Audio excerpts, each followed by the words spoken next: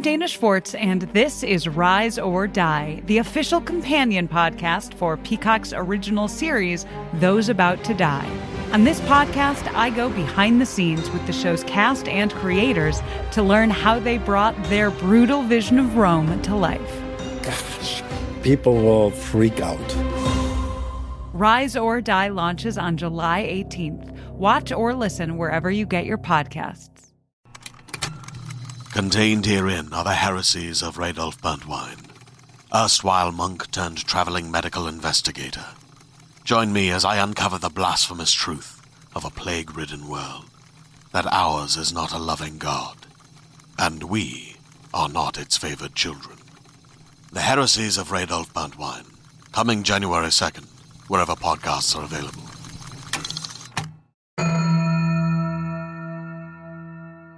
Welcome back to Angel on Top, a podcast where we watch and discuss every episode of Angel, one by one, spoiler-free, and in tandem with our arch-nemesis that gave me cramps, Buffering the Vampire Slayer. I'm your co-host, LaToya Ferguson, a.k.a. the Cordelia Chase of the Bufferingverse, a.k.a. one half of the Gunn Squad, Pow Pow, a.k.a. Arby's Crinkle Fried Vodka, a.k.a. Forever Alone, a.k.a. even more annoying new nicknames to come.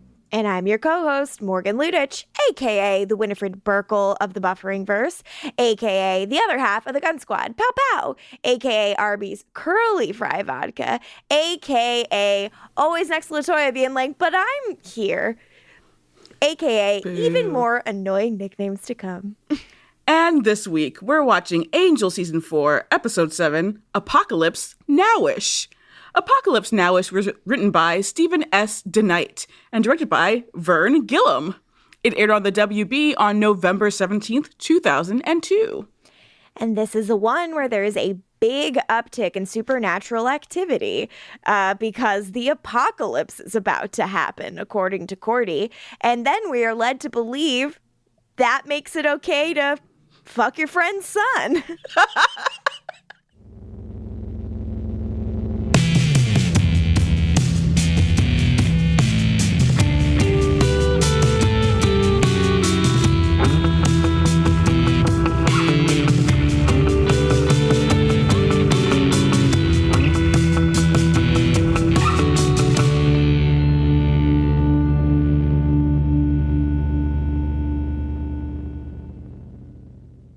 Previously on Angel.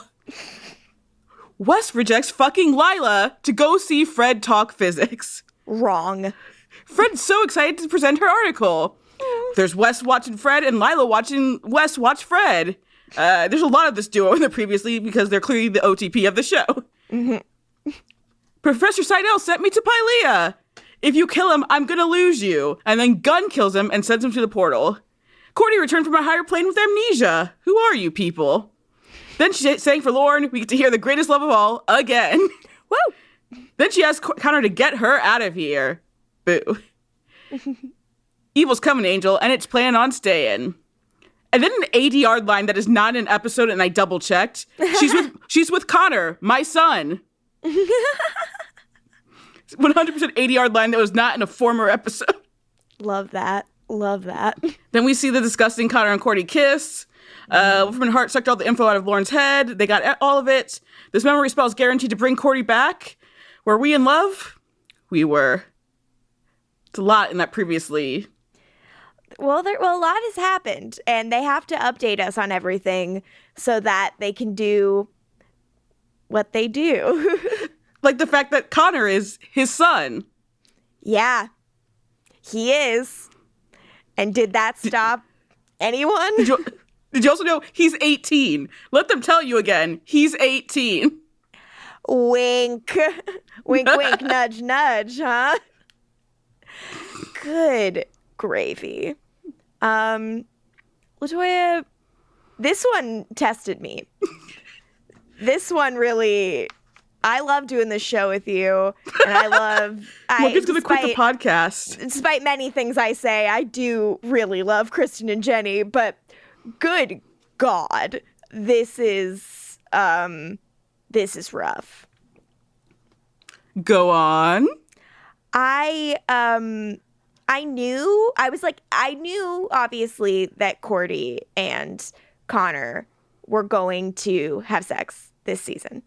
I could not remember when it happened. I could not remember how it happened, but best believe I did not forget that it happened.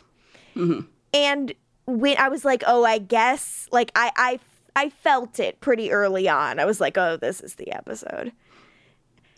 And and yet nothing could have prepared me for what I experienced. I was yelling, I was gagging, I was hiding from my screen. My poor boyfriend, who was working from home next to me, I didn't create a great work environment for him. Just looking at me confused because he also knows about this and was like, oh, yeah? I guess me screaming, no, no, no, no, no, no, no, clued him in. The signs were there. Yeah. The apocalyptic signs were there. They were there, and I truly do feel as if something ended here. I will say I don't love, for the most part, I can do this whole, spoiler-free thing. Mm-hmm. But so much of this episode, especially with regards to that, you need the fuller picture of the season. Mm-hmm. So I can't, because I wrote a lot of things in my notes. Mm-hmm. None of them that I can say. Mm-hmm. Yeah, and I don't really remember everything that you are implying. I know some of it. I don't know all of it. But we'll see if any kind of backfilling can help here. But I don't know if there is anything they could say that makes this work. Because I was checking to see how much actually tracks. And a lot of it does track. There are some things where I'm like, I don't know if that really works. But a lot of it does track, I think. Okay. It doesn't mean it's good what happens. I know, I'm like, okay, good for them. It tracks. It made me throw up in my mouth. Shall we? But yeah. I do wonder, how did you feel about the things that did not involve CNC Ugg Factory? Because, I mean, they went wild on that apocalypse shit. Yeah, I liked that they went big, I guess. That was fun. I like Big Horny Rock Boy.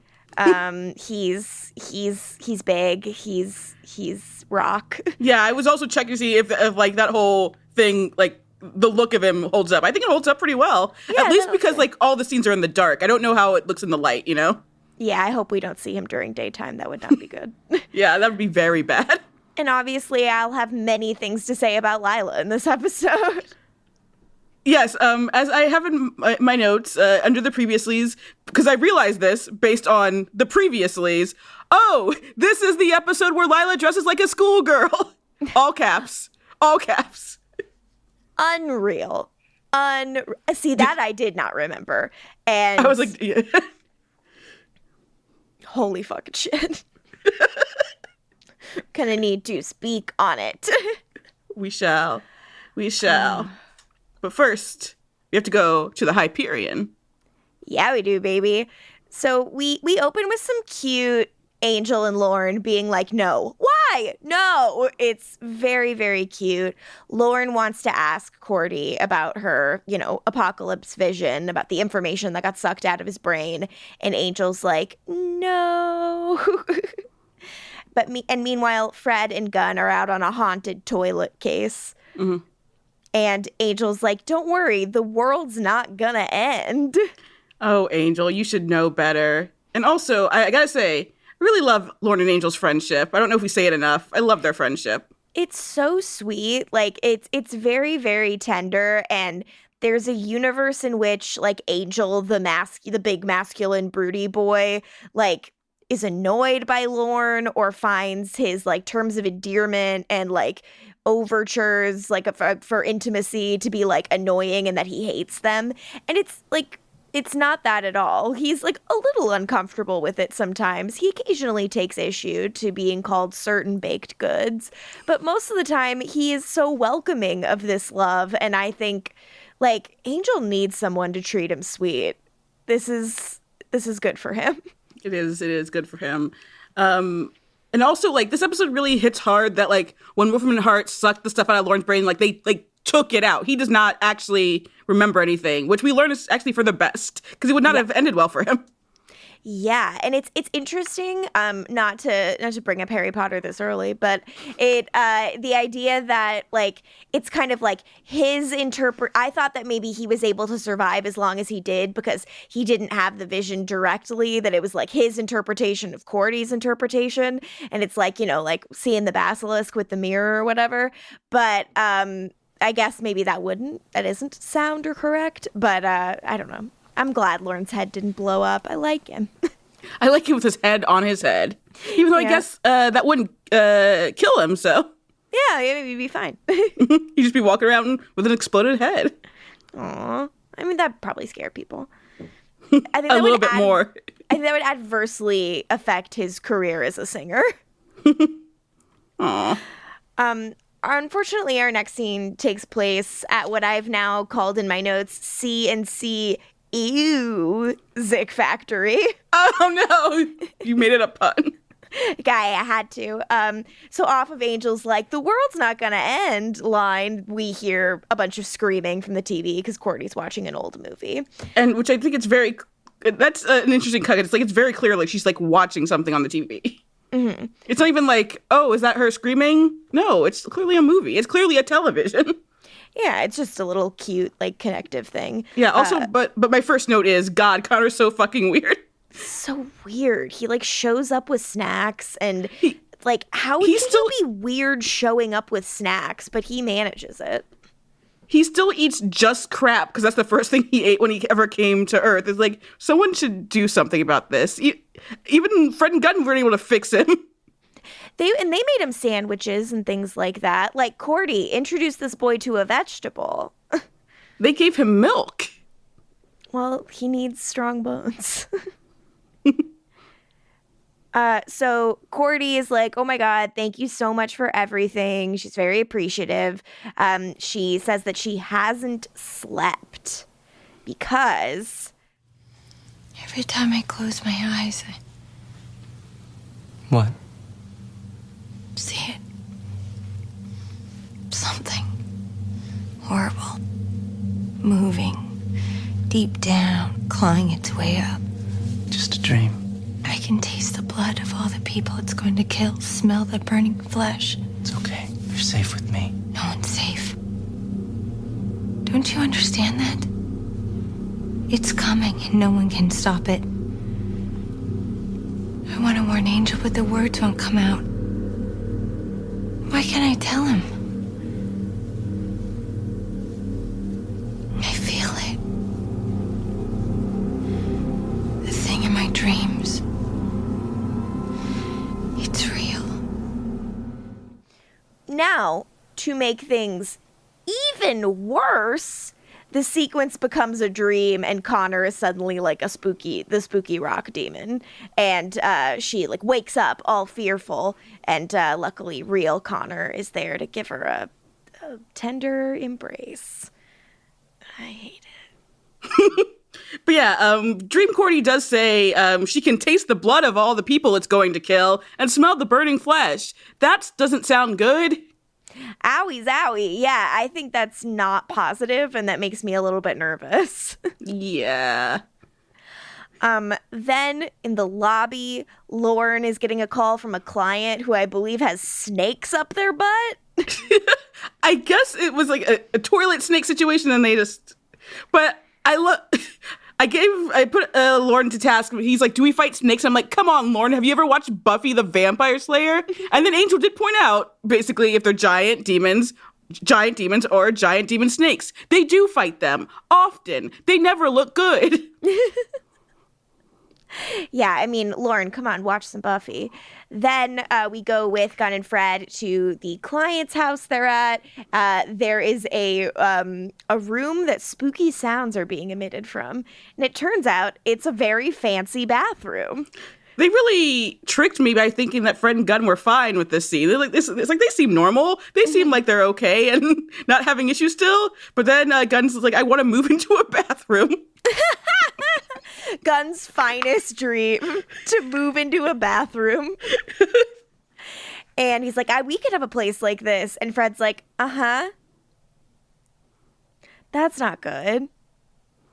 He's like, not like tomorrow, someday. And she does not want to live in a bathroom with him. She doesn't want to live in a bathroom with him, and that's like red flag number one. But before they can kind of talk anymore about this very awkward moment, there's a bunch of rumbling and a bunch of skittering. And I am very worried about what's about to happen. And I am right to be, because the mirror explodes and reveals that behind it in the medicine cabinet is rats. In fact, everywhere there is rats. They're all as rats. They're all as rats. It rains rats, and Gunn doesn't care for it. Me neither. Again, in my notes, I wrote, all caps, it's a fuck ton of rats. Yeah, this is deeply unpleasant. They try to get out and like the door's jammed, and Gunn has to like really put some muscle into it for them to get out of there. And they just pretty much like run out, and they're like, hire an exterminator, bye. Because yeah, this is scarier than the fucking magma monster. Yeah, I don't want that shit. No, thank you. But our next scene, I have positive things to say about. Really? Well, it takes place in Wes's apartment. A really good set. And we're really on Wes's face for a while, and he seems like surprised because Lila's here. And I'm like, okay, but pan to Lila, and they keep not doing it. And I'm like, well, whatever could possibly be happening. All caps in my notes, Lila came dressed as Fred. I'm unwell. Her glasses, her braids, her cardigan. Yeah, her interpretation of Fred. Which is like a slutty schoolgirl, but like also she's doing an accent. She keeps doing that accent. Lila, it's not very good. I love her so much. She does a mean impression of Fred. She says a bunch of mean shit about her, about how like maybe if she eats something, she'll have hips. And I'm like, joke's on you. She's eating all the time. All she does is eat. That's her thing. Mm-hmm. Lila's like, so you horny for this? And he's like, yes, I am.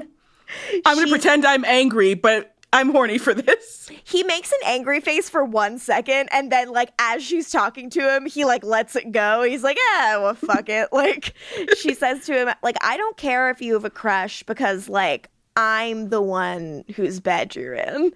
And I was like, all right then. That's a lie. It's a really big lie because you can tell she cares very much. But, sometimes you gotta say shit. Sometimes you gotta say shit. I relate. As someone who gets attached way too soon, I understand Lila, and I agree. And so, yeah, they're about to start getting down to business, and she takes off the glasses, and he's like, nope, leave those on, baby. And this is the first time in the episode where I put in all caps, the WB, because this is the shit the WB was doing on Sunday night after a fresh Charmed. Goofy-ass season 5 of Charmed. This is what was happening. I love this. This is horny. I have no notes. I am so worried about Lila, which is crazy because she's evil and terrible. And I'm like, oh my God, Wes does not feel the same way about you. And I'm so nervous for you to get your heart broken. And I can't believe I feel that way because I should not care about her at all. I mean, you should care about her, even though she's evil. I mean, I love her the most. Really? I couldn't tell. Yeah, I know. Then in the courtyard, we pick up with Gunn and Fred. They are coming back. They're like, ew, rats. No thanks. Didn't like it. Fred wants to take a bath. And Gunn's like, cool. Is the bath for us going to have a bunch of bubbles? And she's like, oh, I was kind of looking forward to having some time to myself. Yikes. Yeah. So, take a bath with Gunn, Fred. I know. She's like, I mean, the tubs are small. And he's like, yeah. And I'm like, the point is that the tub's small. And also, like, they've definitely done it before. So it's like, you can't use that excuse. It's a cuddle. So Gunn's like, we need to fucking talk. Like, things haven't been the same since the murder. And he's kind of like, you know, she's like very much defines it as something we did. And he's like, you mean what I did? So Gunn, she's like, yeah, and you took my choice away. It's tense. A woman's right to choose to murder. Absolutely. This podcast supports the woman's right to choose to murder. It just, like, it sucks. Like, they're not on the same page about this. They're not okay. And and Fred can't even engage in a conversation about it. She runs away. I was really, really, really fucking bummed to see this. What do we think about this continued conflict? I think it's a valid thing to have a conflict over, you know? Like, the idea, like, I did believe Fred would want to kill the person, would want extreme revenge on the person who sent her to Pylea.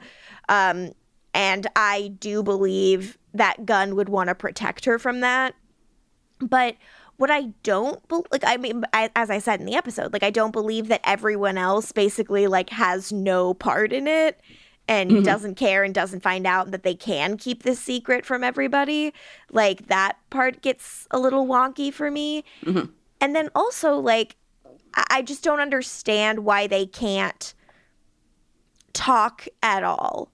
Like, I understand that it's fresh and it's really upsetting, but Fred has never seemed like someone who shies away from feelings. I mean, she has been known to at least try to run away, literally. So, like, she has done that.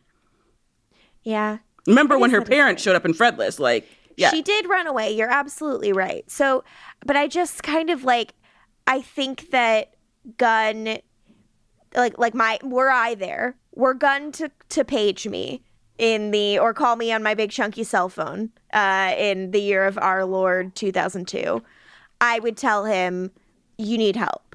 Like, clearly, like, this is bigger than you and her at this point. Like, she's going through something really huge and you need to be honest with people and, like, gain more support because she, I think, feels scared and alone and, like, she wants to run and, like, she's too trapped alone with what, like, she made him do or, you know, what they did together or however she views it.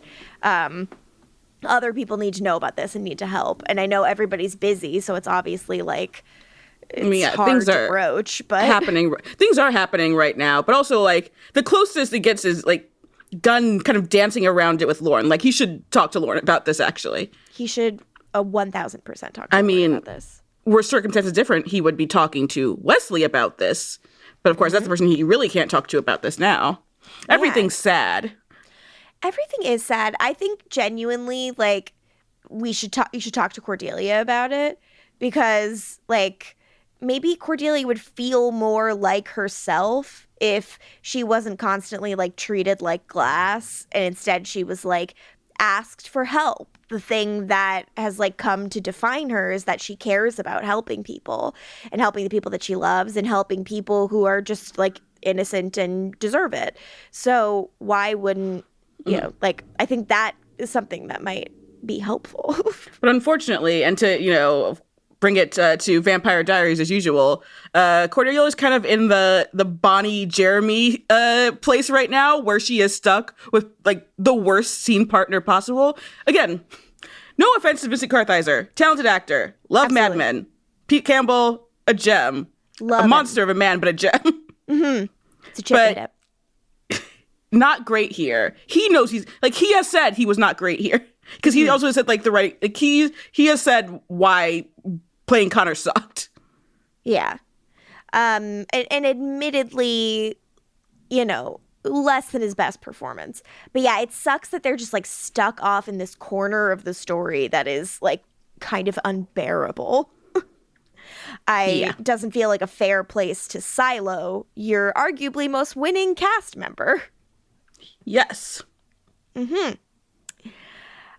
So then in the lobby, Lauren is still playing receptionist. I draw a little heart in my notes because he's very cute when he does it. And business sure is booming. Which truly is a sign of the apocalypse, because we've known since season 3, they never have business. Never, ever. The only time they did was when Angel was a money monster, and we saw how that turned out. Bad. Don't be greedy, kids. Angel, who's just been trying to focus on anything but Cordelia, he's been like cleaning his sword and like now he's rearranging. He's like, it's probably just, word of mouth that I'm back in town, No. Doof. Lauren is like, hey, what if Cordelia came back because we need her?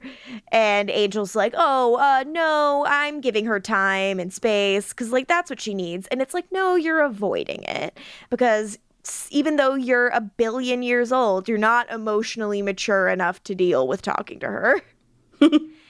And like, I get it. And that is real. I do believe that of the character of Angel. Like, he would be nervous to have the conversation, especially after like everything that's happened between the two of them in the last couple of episodes. But yeah, this is not about feelings. This is about work. Yeah, really. Because Lauren's like, we should ask her questions. But, the last question that Angel asked her, it was like, yeah, we were in love. Bye. So, Bye. But yeah, it's not about your feelings, unfortunately, Angel. Yes, we're part of the fuck your feelings crowd. Absolutely. And I think this is bad champion behavior because he's letting like petty shit get in the way of, doing some world saving, which is bad in my opinion. Which is ridiculous because Connor shows up and then he doesn't let petty shit get in the way. In fact, it's a scene where he doesn't sneer and it's a good Connor scene. It really is. Angel thanks Connor for not letting him hurt Cordy when he was under the spin the bottle spell. And Connor's like, maybe I should have let you go at her. She might have staked you. Like, she's really strong. But it doesn't seem like that threat has a lot of teeth. It's more of a joke, I guess. Yeah. And he does say she's staying with me now. You know that, right? But it's like one of those lines where you're like, what is the intent? Because the way he delivers it. Because it is the delivery behind it is not like a goading thing. Yeah. It's not the like she's with me now, man. Like it's truly like she's staying with me, right? And he's like, yeah, I do. And like Angel's it seems like he's going to brush this all off again because he cannot cope emotionally. But then Kartheiser, doing real good, drops his line reading of "Dad, please." And I wrote in my notes, how dare this make me feel something? Right? Yeah, I was really surprised because like it still does matter to me. Like even though I think Connor is not the most successful character this team has ever put together, like it still is emotional to me that Angel has a son and that like, because I want for them to have a good relationship and for the character of Connor to work. Because the character of Connor, as originally constructed from baby, was good. We love baby Connor. Couldn't get enough of that kid. And Angel with Connor, like, yes, the aging, that changes things. But, like, in a perfect world, or at least a better one, I want to see what the dynamic is between the older Connor and Angel now. But the show... Yeah. They sapped all of like that desire out of me with what they did. Yep. In our next scene, which takes place with CNC Music Factory, Angel is worried about the way that Cordelia left, and Cordelia does like hold his hand and say that she loves him. He just sits down and grabs her hand, like because it's normal. Yeah. Like, it's nice to see them have that shorthand back, and he kind of, like, makes her smile, and she's like, I love you, and, like, I'm always going to love you. But she explains her big excuse for why she doesn't want to do this anymore, or at least for now, is that when she was a higher being, she saw everything he did as Angelus. And she didn't just see it, she felt it. She felt the fear of his victims, and she felt how much he enjoyed it. And right now, all of that's way too fresh for her to, be able to be close with him. And I gotta say, I'm curious about this because from what we saw, Cordy as a higher being was just watching season 4 of Angel the series. We didn't ever see her watching Angel's Vampire Diaries because she was very bored by what she was watching. But if she was watching Angelus, I don't think you could be bored. Yeah, I don't think she would have been bored. So that is definitely weird. But the other thing that I hate to bring this up, and I know it's not going to be very popular for me to bring this up, but Buffy the Vampire Slayer actually did meet Angelus, and he did actually do a lot of awful things to her. And when he turned back into Angel, she actually still loved him because maybe they had the greatest and most true and most pure love there's ever been. But here's the thing. She didn't feel all of his past victims. She was a victim. She felt that. Like, one I think of thousands, though. Yeah. Here's the thing. Cordy just feels things intensely and strongly. That's part of why her love with Angel is so pure. So to feel all this, that's a lot. And I think it's very understandable that, someone who feels the most and, isn't like saying, I'm the decider, I decide, like Buffy currently is in the Buffy season 7. Which is feel cool and amazing. good of her to do it. It's cool. It's good of her to do it. She's a general. She's in charge. Love a speech. I do love a speech. I know you do. But yeah, so that's why it's okay that Cordy she needs time. I think it's understandable. Again, she feels things. Of course. And I just want to say one last thing before we wrap this conversation up is that Buffy actually never had sex with Connor Angel. And that's kind of the other thing that makes her a better match for Angel. But also, is this kind of a spoiler? Buffy doesn't give a shit that it's raining fire in LA. Yeah, it's always fucking doing that in LA. It's technically a spoiler because we don't know yet that they don't react at all to anything that's going to happen in LA now. Deeply silly. She's like, I'm busy. I have my own thing. Because the raining fire is just the start of the weird things that are about to happen. And they don't react to it at all. It is bananas. But look, she trusts Angel. She knows he's capable. So does Cordelia. I wish Kristen was here for this one. Nope. Just me, baby. So, but yeah, knowing's different than living. All the thousands of people he killed, which Buffy really never did. So yeah, but he killed Willow's fish, so she saw that. She had to see him hurt Willow, and that is like feeling 1,000 people's pain. Is watching Allison Hannigan's eyes fill up with tears. I don't even think Buffy or Willow could name Willow's fish. I think Willow could. Really? Yeah. I'm sure she gave them really dorky names and super cute. Mm-hmm. I know she did. Oh, what if they're clownfish and she named them clown names like Pagliacci and like Pennywise and stuff like that? That seems like a Willow thing. I don't know if she'd be naming a fish Pennywise. But it's a famous clown, and they're clownfish. That's more like what a horror nerd would do. Yeah, I love her. Maybe she could be on Buffering. Maybe I should. No. I like being here. This is where we break up. No! You're it's like, actually, I think Connor was right to fuck Cordelia. You're not allowed to break up with me ever. Just vomit sounds for 5 minutes straight. Just us gagging. So then Cordy's just like, hey, like my vision's coming and it's coming fucking now. Yeah, she's having a seizure and white eyes, the normal stuff. All the good shit. She also says he's coming like 5 million times in this episode. Yeah, she's wants us to know that he is on his way. We go to commercial, we come back, she's in bed. The vision was like extremely powerful. Cordy and Connor hold hands, and Angel clocks that. We all clock that. I write in my notes, and Angel clocks that, literally. Thank you.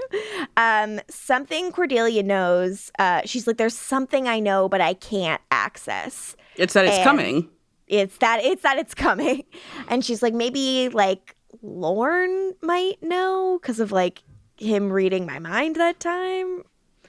Ugh. In the Hyperion lobby with Gunn and Lorne, a lot of calls. They're fielding a lot of calls. And Lauren, throws an aside to Gunn about like, can we get Fred's help with all of these? There's like so many. And Gunn's like, that means she'd have to like be here and like maybe she'll talk to them. She won't talk to me.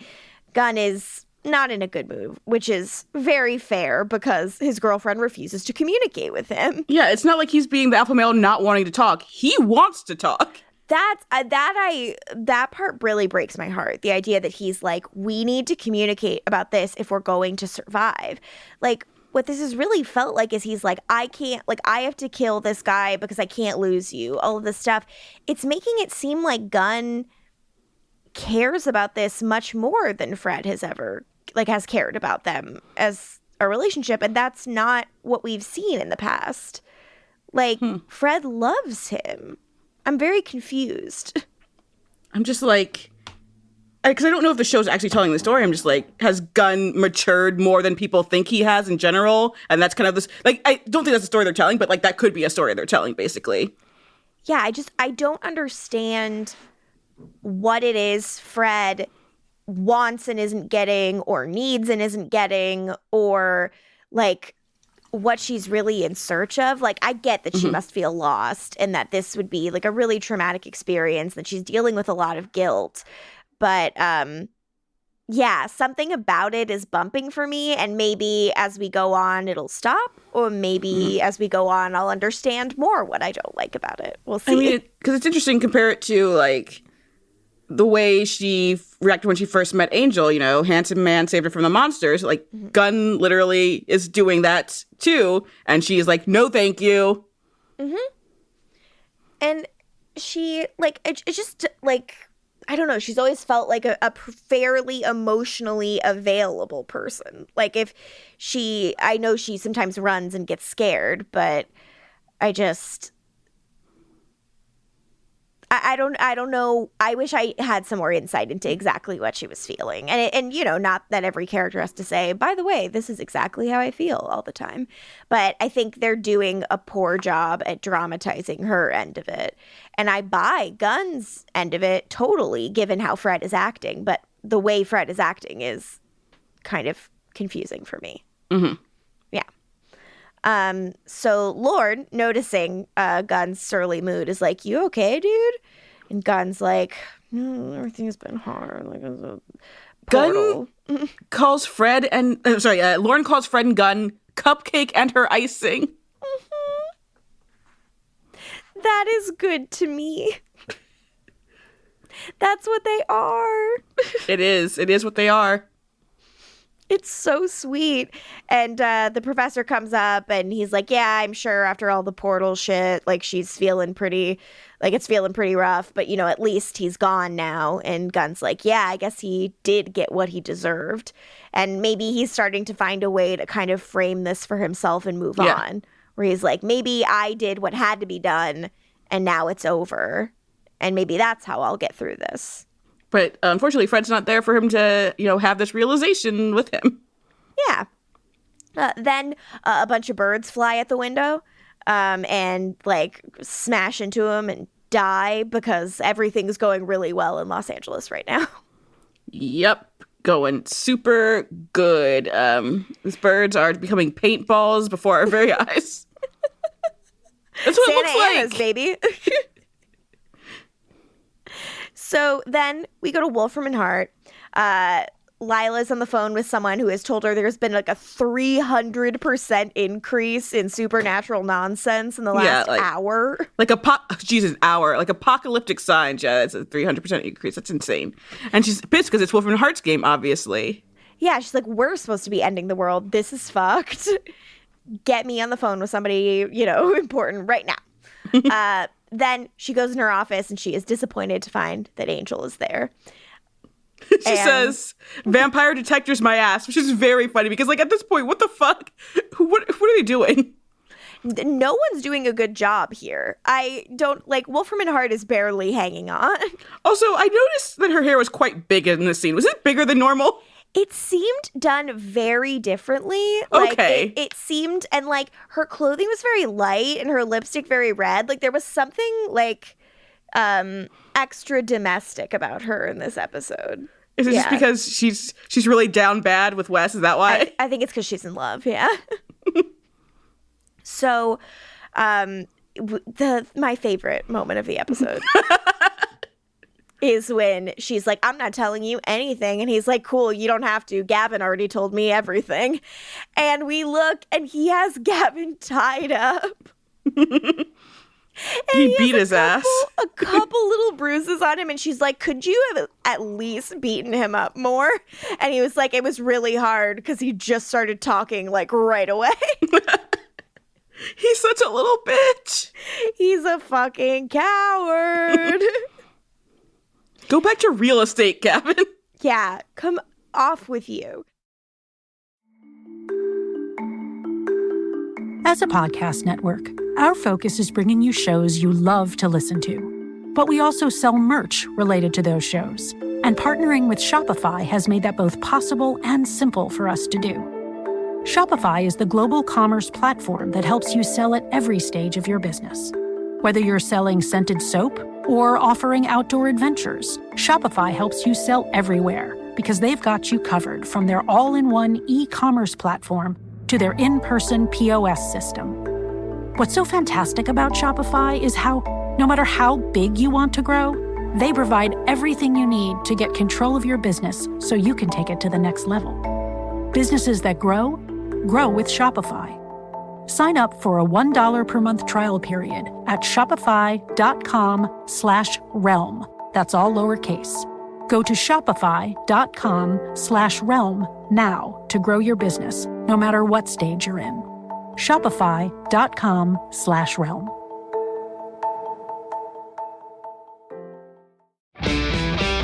Hi, this is Rob Benedict. And I am Richard Spate. We were both on a little show you might know called Supernatural. It had a pretty good run, 15 seasons, 327 episodes. And though we have seen, of course, every episode many times, we figured, hey, now that we're wrapped, let's watch it all again. And we can't do that alone, so we're inviting the cast and crew that made the show along for the ride. We've got writers, producers, composers, directors, and we'll of course have some actors on as well, including some certain guys that played some certain pretty iconic brothers. It was kind of a little bit of a left field choice in the best way possible. The note from Kripke was, he's great, we love him, but we're looking for like a really intelligent Duchovny type. With 15 seasons to explore, it's going to be the road trip of several lifetimes. So please join us and subscribe to Supernatural Then and Now. Hello, I'm Simon Jack. And I'm Zing Sing. And together we host Good Bad Billionaire, the podcast exploring the minds, the motives, and the money of some of the world's richest individuals. Every episode, we pick a billionaire and we find out how they made their money. And then we judge them. Are they good, bad, or just another billionaire? Good Bad Billionaire from the BBC World Service. Listen now wherever you get your BBC podcasts. So what Angels learns that the psychics are trying to decipher, like, Lorne's reading of Cordelia, and their heads keep exploding whenever they start to get on the edge of comprehending it. That's not good. That seems not positive. And Angel, in the midst of that, getting that information is like, you know what? We need to do team up. And Lila, of course, pretends like she has any leverage. Yeah. Honey, no. I've watched The Vampire Diaries. I know what leverage looks like. You don't have it. It's seemingly agreed upon that they're going to get into this together. Angel can smell the fear on her because, again, she's very scared. Yeah.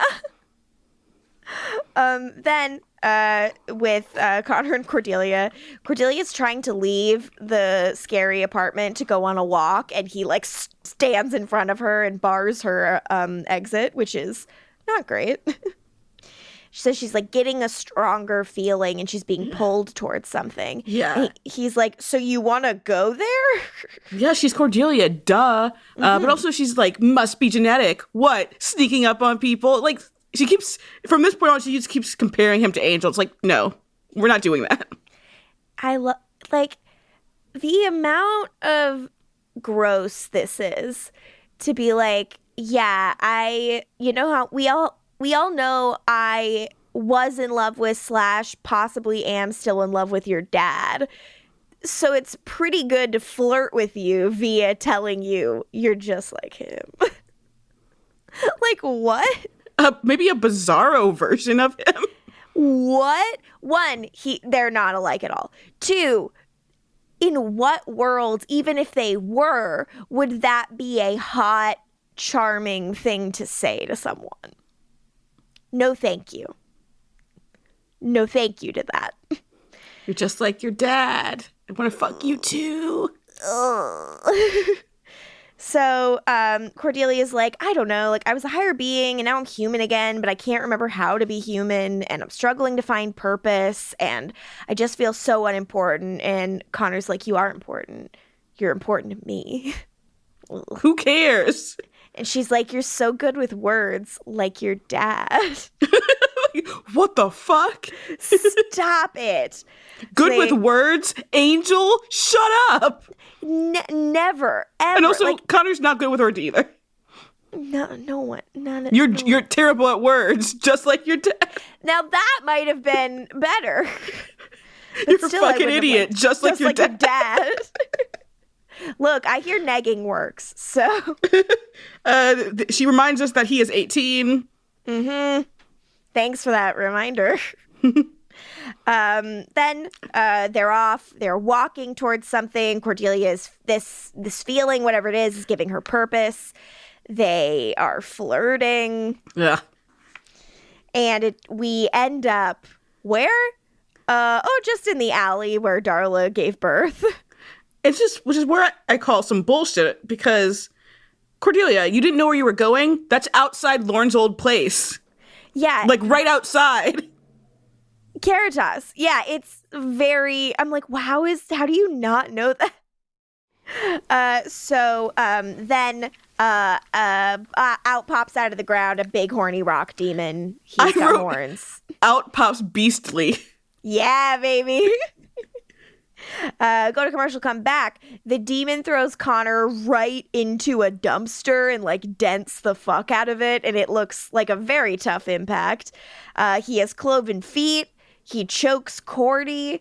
And they're like, don't stop. And he lets her go. And eventually, rather than kill them, he kind of like laughs at them and jumps away. Yeah, he beats Connor up a bunch.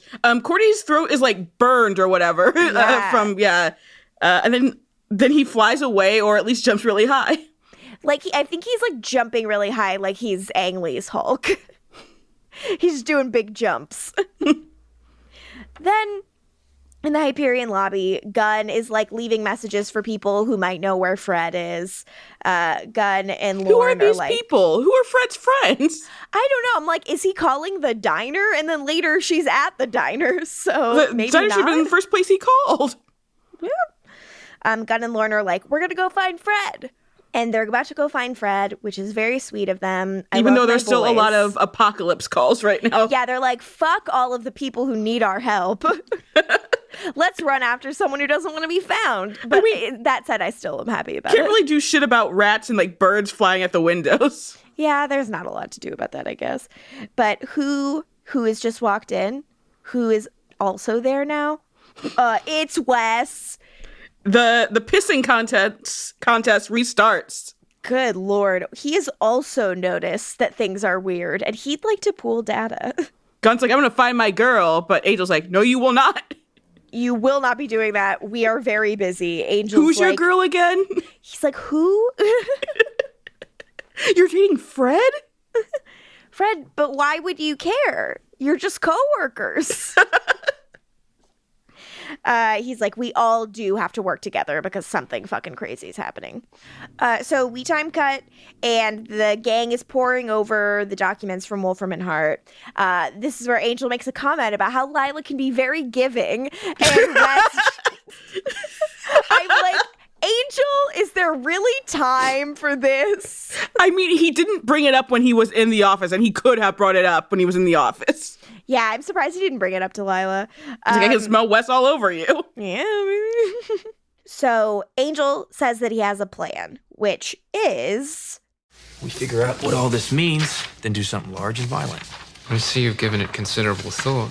Yeah, it's also in the scene where, like, Angel notes that, like, Wolfram Hart taking the info from Lauren's head actually saved his life. Yeah, which is good.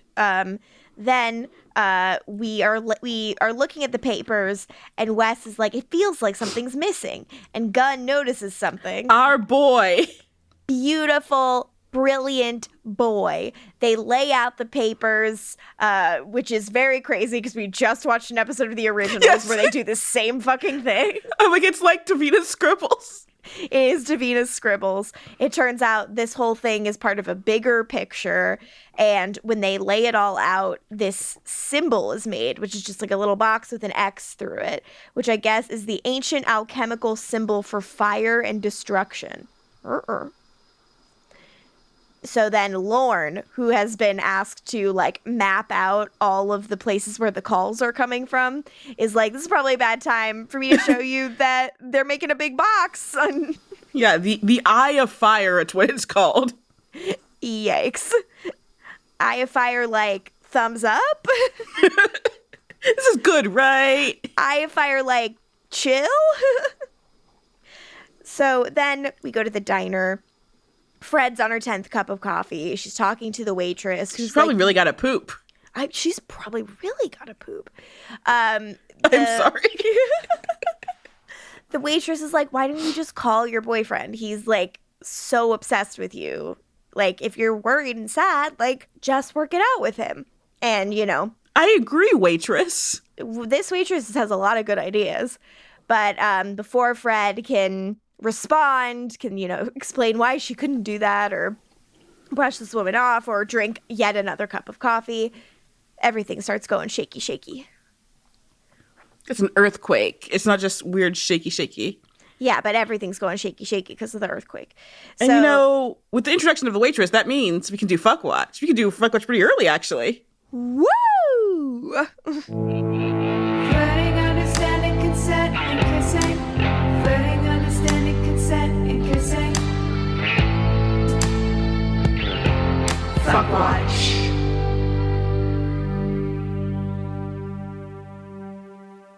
Hey, LaToya, who are you fucking? I think I'm going to fuck Gavin. I love that for you. A tied up, bound Gavin. I was going to do the same thing, but then I realized I could not, would not, will not deny Lila in her little outfit. Because I started the season with sweaty Wes and Lila, so I've already used that up, even though they were both very hot in this episode. Yeah, I had to give it up. I knew when I chose it, I'm like, but Apocalypse Nowish, and yet I did it. No, Lila, come over to my house in that outfit and thumbs up. Is that what happened when she gets there? You just do thumbs up and nothing happens? I'll do it in classic bisexual disaster panic. I will give her a peace sign and then run away. Oh, I thought it was going to be a classic straight girl panic. Oh, right. I forget. I'm a straight girl. Flirting, understanding, consent, and kissing. Flirting, understanding, consent, and kissing. Fuck Watch.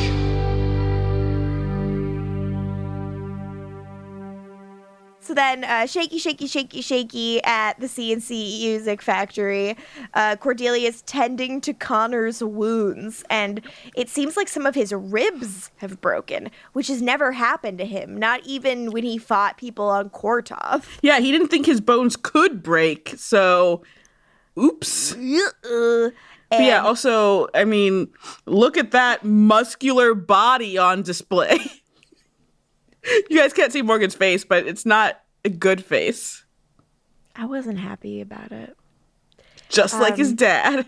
Just like his dad. So then Cordelia's like, I blame myself for you getting in trouble. And I'm like, no, you guys all fight monsters. Like, you should have taken everyone, actually. It shouldn't have been you two. It should have been everyone. Yeah. You could have called them, well, on a cell phone, because obviously at the hotel, don't do that. Be like, hey, I'm being drawn to this place. We should go to this place. Yeah. To which Lauren would have been like, oh, by my old residents. Yeah. It's, Cordelia, why are you making such interesting choices? They're weird choices for sure. I bet she has a weirder choice yet to make. So then in the Hyperion lobby, the map indicates some kind of like rooftop club is the center of the X. It's interesting that the focal point of the disturbances isn't where he sprung from. Mm-hmm. Yeah. Yeah, it's somewhere else. So the boys start arming up, and Wes is fucking coming along. That shot of him with the crossbow, hell yeah. Angel says, "You in?" And I'm like, the boys are back. Also, Lauren made a sea breeze during all of this because while they're getting armed, he is drinking. Good for him. Then they arrive at the club only to see the monster in the middle of a pile of bodies. Yes, my notes are really, literally, all caps, the boys are back. And then, oh shit, all those people are fucking dead. Yeah, it's a quick anticlimax. Unfortunately, they were not able to do much. Cut to commercial, cut back, and we have a big fight. This is a long fight. How do you feel about this fight? Because I think it fucking rules. I think it's really good. It's super fun. It is not going well. Do you want to know what the It ends up also apex being is? like a heartbreaking fight too. Yeah. The Wes and Gunn stuff, which is Gunn being passed down. I'm like, my boys. My babies. I must speak on Wes shooting two guns like he's in the Matrix. The hottest thing in the world, you mean? I don't know how to live. And then the shotgun. And then the shotgun. I write in my notes, Wes has two guns, holy Matrix. And then I have a bullet point under that says in all caps, third gun. As we all know, guns are bad in the Buffyverse, except for when fucking Wesley Wyndham Price uses them. Hell yeah, fucking right. It rules. It's Truly not enough, though. The coolest thing we've ever seen on the show. It's deeply sexy of him, and like A+ Wes, I love you. As much as we continue to clown on him always, but it was like objectively like cool. That was objectively cool, objectively hot. I'm a fan. Yeah, definitely. I remember when, of course, 18-year-old Connor showed up on the scene. The slow-mo in that scene, you were like, not a fan. The slow-mo in the scene, though. Yeah. I liked the slow-mo in this a lot more. It was really fun. Angel goes at this guy again, and big horny monster kicks him, and Angel turns it into a flip. But then Angel is stabbed in the throat, and it looks rough. Like, he is not well. He is like gasping for air and like choking and seemingly like possibly drowning in his own blood. It does not look positive. The big horny guy says in a spooky voice, "Do you really think she is safe with him?" Bitch, why do you care? And then he fucking yeets Angel off the roof. He throws that bitch. After he stabs him in the throat. Mm-hmm. Which, again, I was like, this is happening on the WB. Bananas. Wes goes over to Gunn, who's like on the ground and like helps he's out. him. He is fucking out. And he like picks him up, and I am too emotional. We cut to Angel, who is alive but looking fucked up and has to pull that thing out of his neck. And then there's just a big column of fire, and then it's raining fire. The sky literally opens and it rains fire. If they don't mention this in Sunnydale in the next Buffy episode, what are we doing?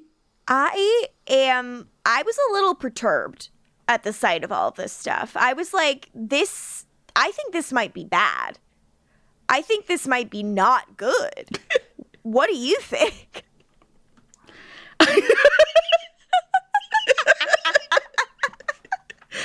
Who's to say? Yeah, who's to say? I mean, I'm no great interpreter of symbols. And just to be clear, it seems that in season 2 of Angel, Lindsay McDonald himself predicted all of this when he sang his little song at Lauren's club. To quote some lyrics from the song, wow. The sky's gonna open, people gonna pray and crawl. It's gonna rain down fire. It's gonna burn us all. Wow, the prophet himself. You guys, maybe look to Lindsay for answers. I never want to look to Lindsay ever again. I love Lindsay. I do love Lindsay. He's ridiculous. Angel's my nemesis, and I'm his. No, you're not. Oh, honey. Dolly doesn't love you, Lindsay. Yeah. Oh, Lindsay. Oh, Lindsay. It's just, you know, every time you're just like, well, that's rough. Miss Nothing you. goes quite right for him. Christian Kane, come on the pod. Christian Kane, please. He is delightful. So absolutely. But what happens next? Oh, see, when I just write Connor's lines, like in my mind, they're all sneering, even if like they're not. So I'm reading this, I'm like, was he talking about angels? Like, no, he was talking about Beastly. But because the line is, it's him, isn't it? And I can just imagine him like being like, oh, you're going back to him, aren't you? Because that's just a usual Connor line. Classic. But he's talking about the monster and how he just caused it to rain fire because it is the apocalypse and it's bad. Yeah, and he's and Connor is blaming himself. He's like, it showed up where I was born. It's here because of me.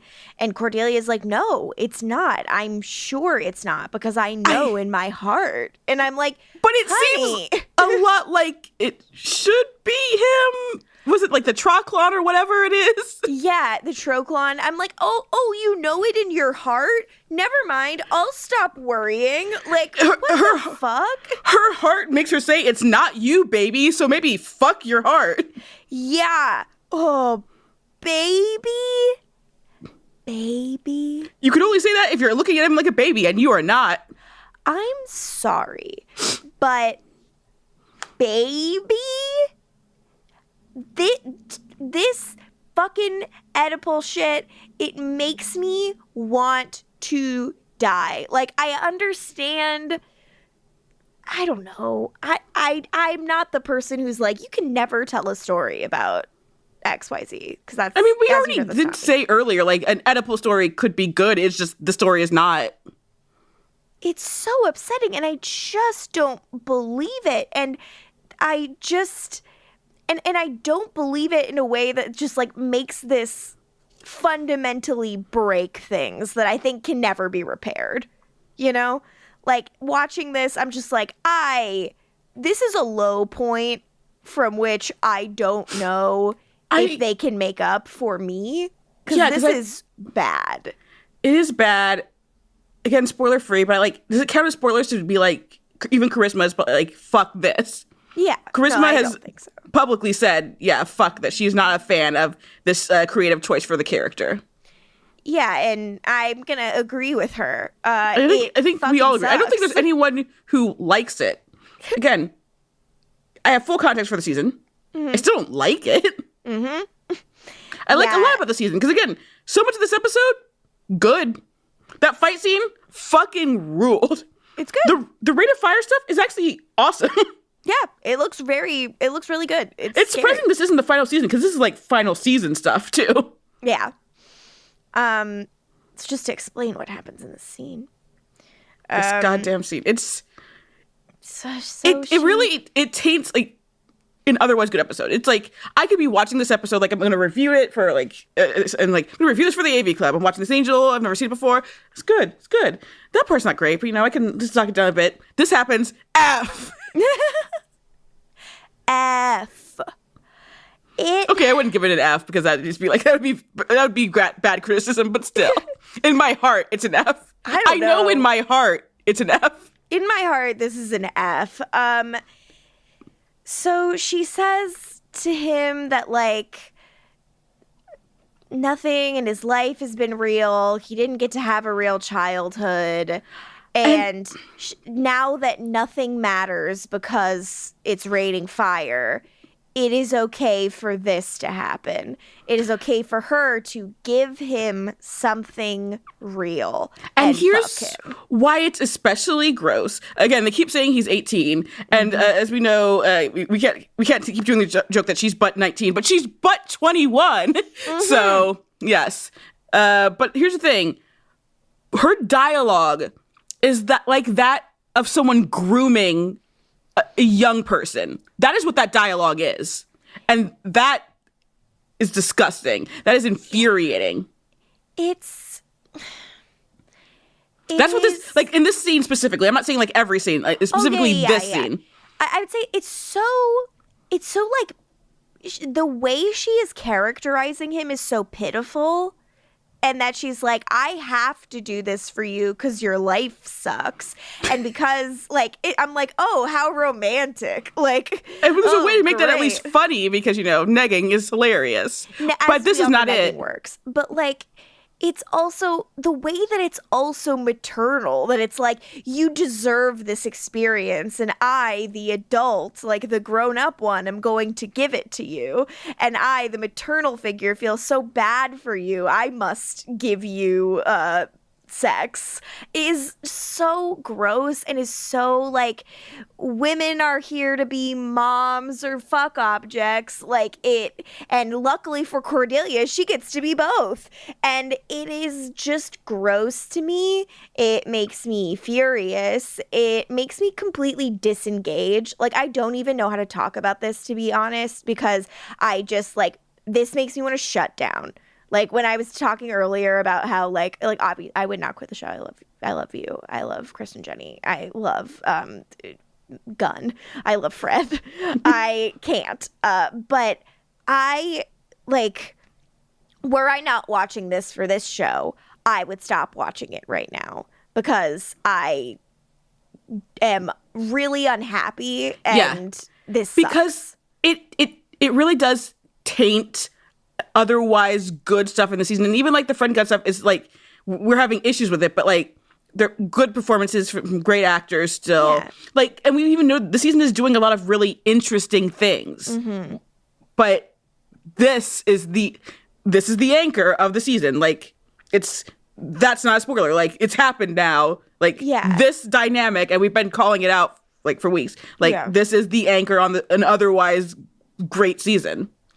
And it's like, I just, like, I don't. It's honestly, I don't know if I can say this. It's honestly like the noose around the neck of an otherwise great season. Mm-hmm.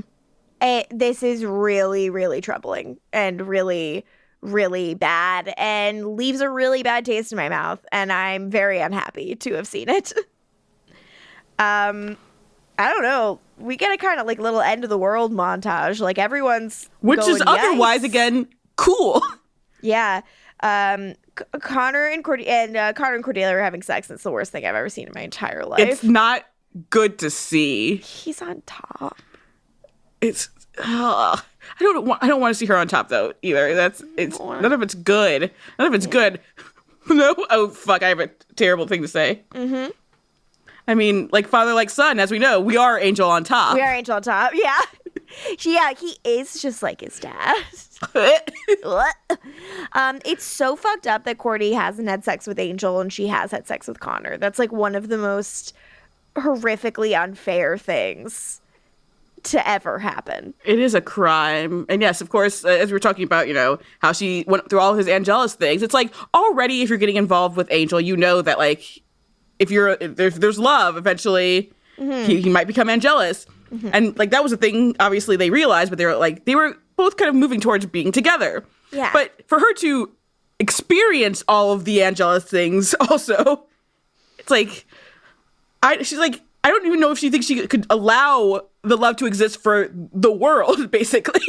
Like it's too great of a risk. But also like none of that has been stepped out. We've so little understanding of how she's feeling. We only saw her watching Angel season 4. We did not see her watching the flashbacks of Angelus. Yeah, and like that could have felt like something that could have been good to see. That could have been why she wanted to get out instead of being bored.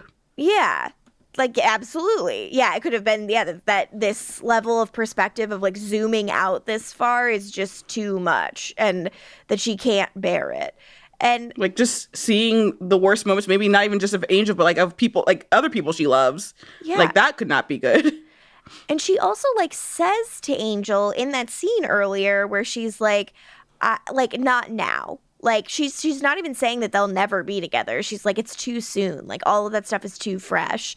But this is kind of closing the door on that, don't you think? Yeah. Jesus fucking Christ. And then I guess Angel sees them fucking. Like, he does. It's just unfortunate. But I will say, of the cool stuff that happened with the Raining Fire, you have Lauren, who's like, he was able to wake up at least, and Wes, who's still creating a passed out Gunn watching, Fred watching from the diner and trying to call Gunn, Lila watching in her office, and she's clearly fucking terrified. Yep. And that's all cool. Yeah. But it's hard for me to revel in. My note for the sex scene is, maybe if we didn't have the thrusting of it all, it'd be better. But also, this is the worst sex scene I've ever seen. It's so bad. And then we reveal Angel seeing it too. He was almost killed and went straight to his son and the love of his life. And this is what he walks in on. Boo. Boo. LaToya, I don't know if there's a thing in the world that's going to help Angel right now. But if he were to try to heal, to go home, to pop on the television, to watch the WB, how might he, begin his journey towards recovering from something I think I'll never recover from, for sure.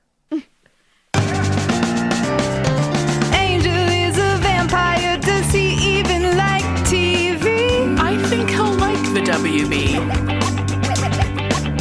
They got that hot teen drama to ease the pain and trauma, and here's the episode that he needs to see. Oh, yeah.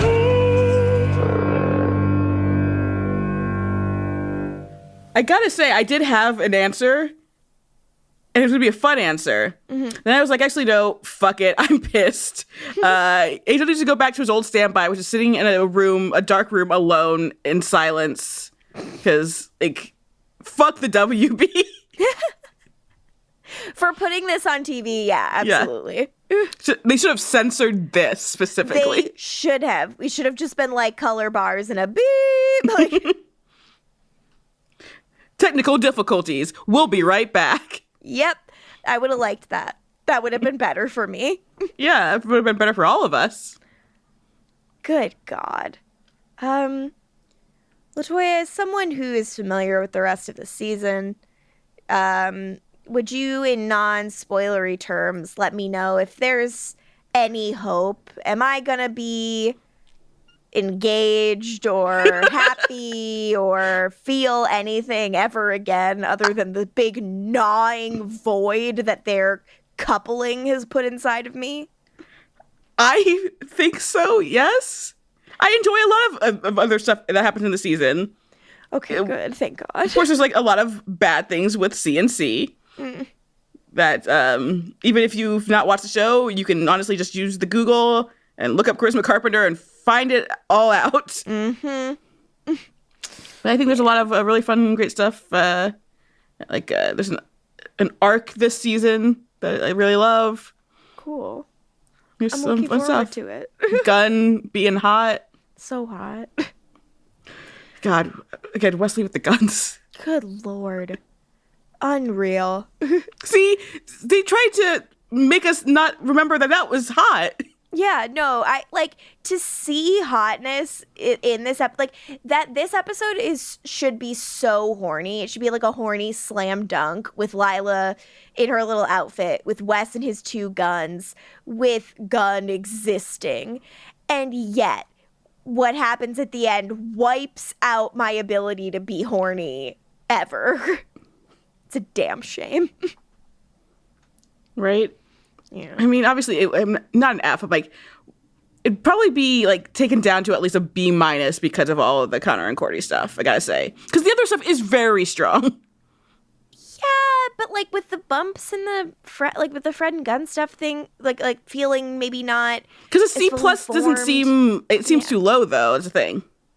I could be right on the C. I'm struggling with this season a little bit. I'll be honest. I've noticed. Yeah, I'm wishing that I liked it more, but I'm finding this piece of it to be like eating up my joy for other parts of it. I've also said before, I believe the season works better as a binge, which is not what we're doing. So yeah, so I'm looking forward to kind of reaching a point where I feel like I'll gain some perspective on the rest of the season, and I hope that I'm not being too storm cloudy. Yeah, because watching it live, it's like to watch week to week, and we're doing it every other week. So it's like, because you just want to be like, what's going to happen, so I can like move through it. Yeah, yeah. I think it's a good binge, a good considering the terrible things that happen. Yeah. But like it's a stronger binge season, I will say.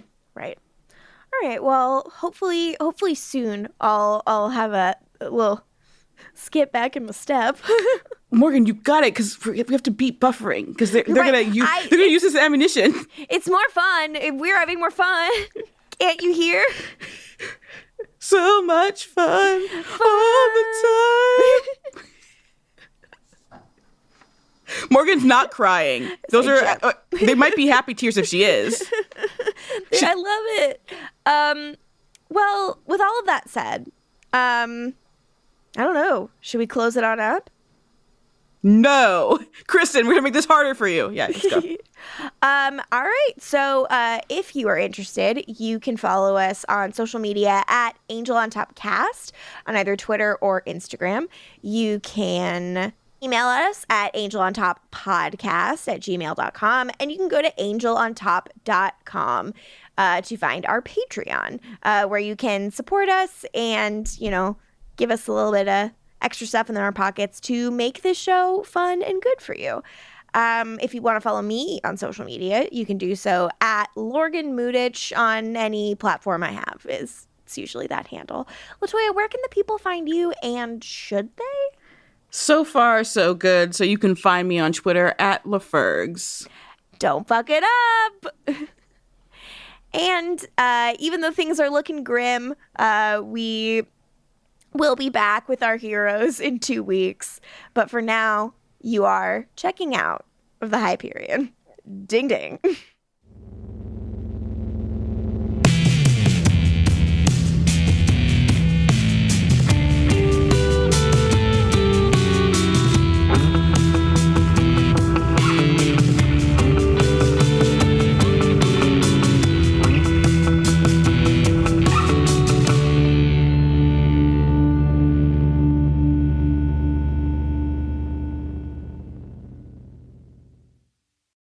Hi, I'm Dana Schwartz, and this is Rise or Die, the official companion podcast for Peacock's original series, Those About to Die.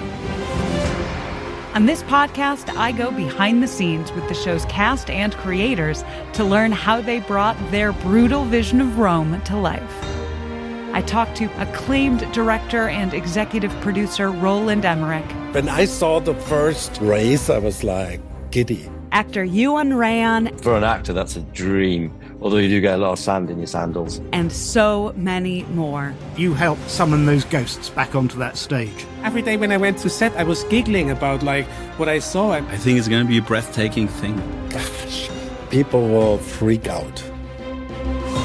Rise or Die launches on July 18th. Watch or listen wherever you get your podcasts. Hi, I'm Jennifer, a co-founder of the Go Kid Go network. At Go Kid Go, putting kids first is at the heart of every show that we produce. That's why we're so excited to introduce a brand new show to our network called The Search for the Silver Lining, a fantasy adventure series about a spirited young girl named Isla who time travels to the mythical land of Camelot. During her journey, Isla meets new friends, including King Arthur and his Knights of the Round Table, and learns valuable life lessons with every quest, sword fight, and dragon ride. Positive and uplifting stories remind us all about the importance of kindness, friendship, honesty, and positivity. Join me and an all-star cast of actors including Liam Neeson, Emily Blunt, Kristen Bell, Chris Hemsworth, among many others, in welcoming the Search for the Silver Lining podcast to the Go Kid Go network by listening today. Look for the Search for the Silver Lining on Spotify, Apple, or wherever you get your podcasts.